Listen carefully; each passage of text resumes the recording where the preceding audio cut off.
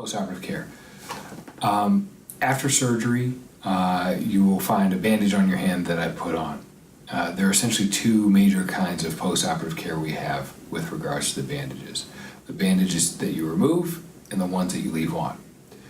We'll be very clear with you before and after surgery which is which, but essentially if you have a soft bandage with no hard plaster on the inside, that's something that may be removed safely within 24 to 48 hours. At that point, you can get the limb wet, wash it in the sink or shower with regular soap and water, blot it dry, and put on a clean, dry Band-Aid. I don't want you using any Neosporin, any powders, any potions, anything on the wound other than soap and water, a towel, and a Band-Aid. While you can get the wound wet in the sink and wet in the shower, you can't submerge it. So that means no swimming pools, no bathtubs, no oceans, no ponds, no lakes. No doing dishes and no cleaning toilets. I don't want you doing that for the first 2 weeks after surgery because the risk of infection to the wound goes up. I want the wound to be healed nicely before we do that. For dressings that you have on that we don't want you to remove, you just need to keep the entire dressing on and dry. So when you're taking a shower, either a trash bag or a commercial cast bag over the limb will help keep that dry. In either case, I want you to keep the extremity elevated as much as you can, like you have a question in school. The answer to the question is make a fist, straighten your fingers. Make a fist, straighten your fingers. If you can count to 1,000,000, I want you to do this 1,000,000 times. Some of the surgeries we do, you'll have a splint on that will limit some of your motion, but everything that can move should move. So if we operate on your hand, I want you moving your elbow and moving your shoulder so that they don't get stiff. Ice will help you tremendously after surgery.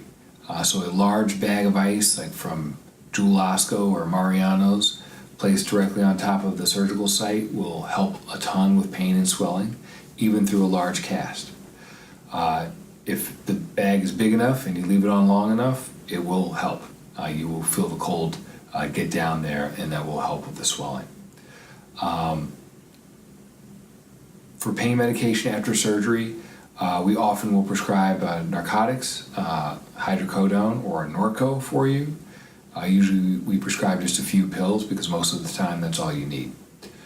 In addition, we prescribe vitamin C, and I want you to take one over-the-counter 500 milligram vitamin C every day for the first 60 days after surgery. That helps with pain and with scarring. And then Colace is a stool softener which can also be obtained over the counter. And you'll take that 1 to 2 times as needed for constipation. And because the narcotics can constipate you, I would start the Colace as soon as you start the narcotics. If you end up not needing it, or once you stop the narcotics, you don't need to take the Colace anymore. In between doses of the narcotics, you can take regular ibuprofen or Aleve. I typically recommend ibuprofen. This, of course, is assuming that you don't have an allergy or some other contraindication to taking anti-inflammatory medications. Usually 2 or 3 over-the-counter ibuprofens, each dose will help. Those pills tend to be 200 milligrams each, and so 2 would be 400 milligrams, 3 would be 600 milligrams, and you can take them up to 3 times a day with food. If you stagger them appropriately in between the Norco, you should be taking something every 2 to 3 hours or so, and that should help control your pain substantially. I want you to take your pain medication before whatever block we gives you wears off. So if you wait until the block wears off, you'll get behind in your pain medication because it takes about 40 minutes after taking the pill before you start to notice any effect. And once you're behind in pain medication, it's hard to catch back up. So please take the pain medication before you feel that you need it.